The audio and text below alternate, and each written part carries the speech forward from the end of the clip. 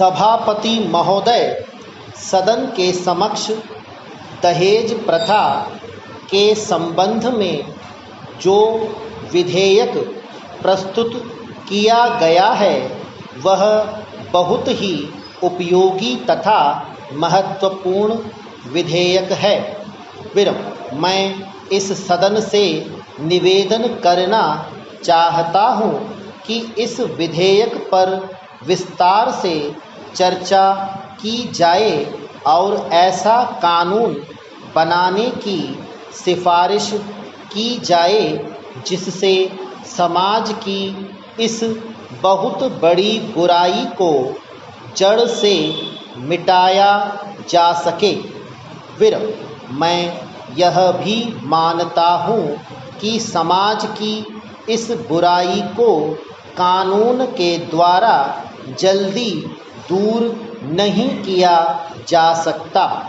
फिर कानून के साथ साथ कुछ ऐसे कार्यक्रम भी हैं हमें बनाने होंगे जिनके माध्यम से देश की जनता को इस बुराई के विषय में अच्छी तरह से समझाया जा सके। फिर दहेज प्रथा पुराने समय में हिंदू धर्म में प्रचलित थी, लेकिन अब धीरे धीरे यह प्रथा सभी धर्मों में बीमारी की तरह फैल चुकी है और अब धीरे धीरे एक व्यवसाय का रूप ले चुकी है। फिर हिंदू समाज में विवाह को एक पवित्र धार्मिक कार्य माना जाता था, लेकिन उसके साथ साथ धन दौलत और लेन देन का व्यवसाय भी जुड़ गया है।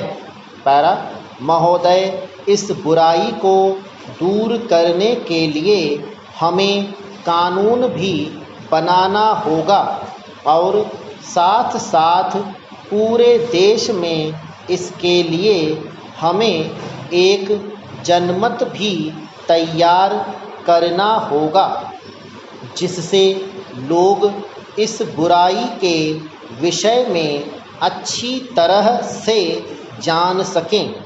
फिर बाल विवाह रोकने के लिए कानून बना हुआ है, लेकिन हम देखते हैं कि हजारों बाल विवाह हो रहे हैं जिसका पता न तो सरकार को है और न ही ऐसे लोगों को सज़ा मिलती है। फिर इसलिए केवल कानून बनाकर बैठ जाना उचित नहीं है। फिर सरकार को समय समय पर इस बात का भी पता लगाना चाहिए कि कानून का पालन हो रहा है या नहीं। फिर मैं आपसे निवेदन करना चाहता हूँ कि केवल कानून बनाने से सामाजिक बुराई को समाप्त नहीं किया जा सकता है। फिर इस प्रकार की सामाजिक बुराई को समाप्त करने के लिए हमें समाज में जाकर काम करना होगा। फिर आम जनता को घर घर जाकर दहेज जैसी बुरी प्रथा के विषय में जानकारी देनी होगी। फिर उन्हें यह भी बताना होगा कि यदि इस प्रथा को समाप्त नहीं किया गया तो उनका विकास कभी भी नहीं हो सकेगा और वे सदा गरीबी में अपना जीवन बिताते रहेंगे। फिर इस कार्य के लिए ऐसी संस्थाएं बनानी होंगी जो देश सेवा की भावना से काम कर सकें।